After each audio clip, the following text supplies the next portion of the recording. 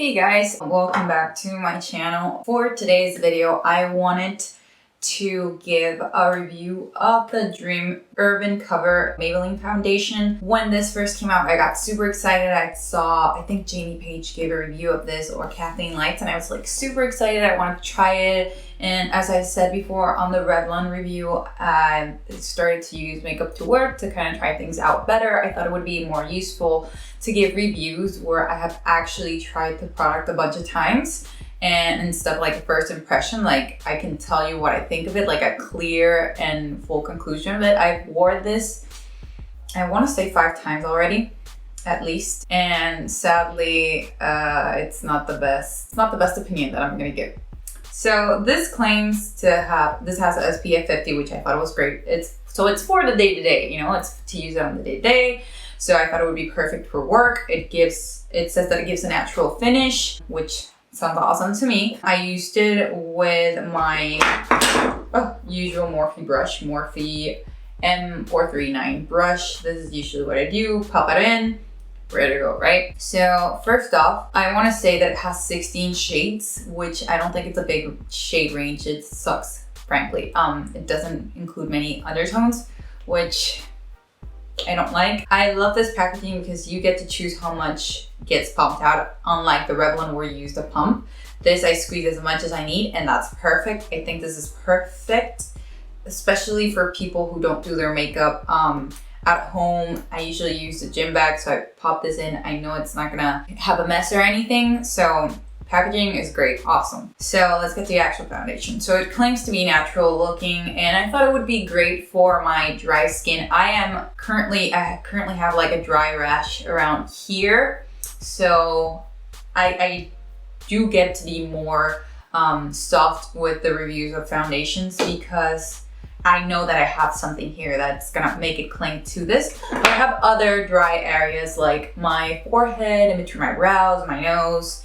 And those are like regular things that when I try a foundation, I make sure that it attends to those needs. So I try to be soft on this review because, you know, it's already super dry, so I can't be harsh with them. So just to give a fair review, I'm gonna put on foundation like I usually do. I usually use the Sephora eye cream and the moisturizer. That's what I usually use on the day-to-day. And my SPF, I don't care that this has SPF. I will use SPF on top of that. Doesn't really affect any other foundation, so I thought, what the fuck, right? So my issue with this, which you'll see on the clip, my issue with this is that on the spaces where I have like natural skin, right? Not oily or dry, like my cheeks is very beautiful. The end is perfect. It looks natural, perfect, amazing. And it actually, I think it matches me really well. And I had no issues with that. Now, on the sides, like my forehead, between my brows, on my nose, it looks so dry. It looks so insanely cakey. It's like it clings onto the dry patches and it makes everything look so ugly and cakey. It looks very cakey. That's my opinion. That's what I would most define it as. It looks cakey AF around my nose and around my forehead.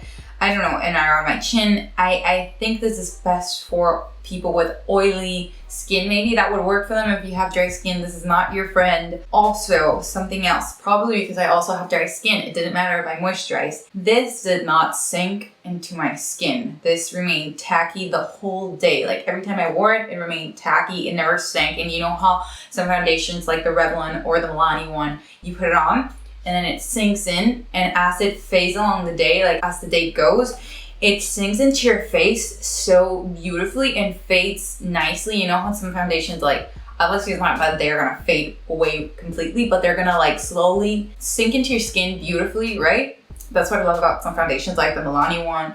As the day goes by and it dries down and doesn't like cling to anything, and it looks very on point. That's probably my favorite foundation as of now. And this remained on top of my skin the whole day. It didn't matter. It didn't matter anything that I did. It didn't matter what happened. It literally clung, like stuck to my face. Whenever I do something like this, like touch my face or anything, literally it would be removed. Like it would leave a line. Like I remember I went to the bathroom at work and I had done like this to my nose, like something like this, something that I usually do. I touch my face all the time. I don't care if it fades. I just hate that it's gonna leave a line. I went to the bathroom and there was like a line like this, so harsh, so it never really fully synced into my skin or sunk, whatever, however you say it, and I hated that. I hate foundations that are just sit on top of your skin. I think this would suit better oily skin, and I'm just gonna try it on now. I just washed my face and did my hair and washed my hair, so I'm just gonna put on some of this Sephora. I don't even know why I'm putting this on because this is foundation. This does not go into my eyes, but whatever. Also, while I was looking for information for this foundation for this video, I also saw that the foundation is flammable until it dries, which is never. So if you have fire near your face, it would actually explode. So I don't think that's safe at all. So I don't know. I'm super negative about this, and I'm really sorry if you love this. Please let me know if you do, and what kind of skin do you have? Is it oily? Is it dry? Is it maybe that it doesn't work for me, or I had a bad batch going on with me because that did not work. Like, I'm just gonna show you right now. It looks so disturbing. Like, I didn't even want to do my makeup. Like, I'm honestly just gonna show you the foundation because it's not even worth it. I'm not gonna do a whole face just to show you a foundation that I really, really hate. Okay, so I moisturize right, and I even sometimes wait for it to dry up a little to be absorbed by my skin. Where the fuck did I come? So I just wait, right? Beautiful, right? Perfect. So I'm just gonna pop in some of this foundation. I'm gonna use the beauty blender on this side and the brush on this side, just so you guys can have an idea of what this looks like. Oh, I have the shade 120 Classic Ivory, just in case we have similar shades. I'm just gonna pop in a little, and you're gonna see how beautiful it looks on my cheek. Perfect. If you have perfect skin and normal, which is not either oily or dry, I think you're gonna love this. And if you don't have any texture too. If you don't have any texture, you're gonna love this for sure.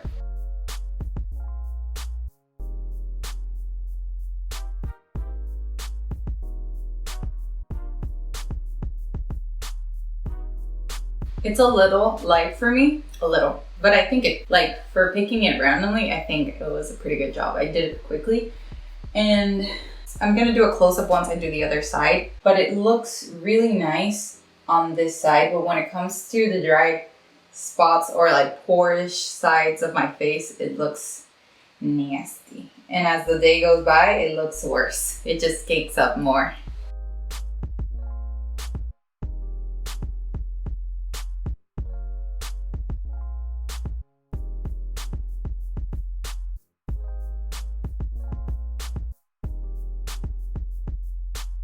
Like, I don't know if you can see it, obviously no. Now that I'm doing it with a beauty blender, it does look less cakey and more natural on the beauty blender side, but I don't know how to explain it. Like, when it comes to, let me check, when it comes to this side of my forehead, my chin, my nose, I don't know if you can see it, but this will never sink. It'll look like something on top of my skin rather than my skin, but better, which is usually what I go for. And it just looks so not natural. Like, I'm usually one that goes for natural skin, natural makeup. Let me even like go on top of this so that it looks better. But definitely, now that I'm doing it with a beauty blender, it looks better with the beauty blender. I usually go with a brush because it's just faster, for me at least, to do for the day-to-day. But it just looks so weird. And I do have texture. I do have a lot of texture right now because, I don't know, my skin's just going crazy and I'm eating a lot of crap. But like on my forehead, it just looks so cakey. And the worst part, like, I was okay with this, with how it looks. Like, look at how my chin looks. I don't know if I'm being too aggressive with this foundation. Anywho, I don't know if I'm being too harsh with this foundation. I just feel like it was probably like 13 bucks, something like that. I just feel like Wet n Wild is $5 and it's so perfect and it gives you that beautiful skin but better look. So I just feel like Maybelline is like one of the best drugstore brands as like of reputation that I know. So I was very disappointed. I don't like, it looks normal on the viewfinder, but in person it gets cakier and cakier along the day and it doesn't sink in. And like I do something like this and the foundation like literally, did it go? Yeah, like it literally just like, I have like a spot here. Yeah, just put it on. Like I get it. You're gonna be like, you just put it on, what do you expect? But with other foundations, it just sink into my skin and I can touch my face. And it's not that it's not gonna fade away. It's just gonna fade away gracefully, which is what I like about it. But yeah, you guys, I mean, if you have any other foundation you'd like me to test out, I'm in the mood of buying some stuff. And yeah, I just feel like it's not worth the money. If you're gonna get something, might as well get the Milani one, the Photo Focus Wet n Wild foundation, or the Revlon one, which I recently reviewed. It's really, really good. It's actually awesome for day-to-day and to go at night, which is pretty awesome, I get to say so. But yeah, hey you guys, that's it for today. If you like this video, please give it a thumbs up.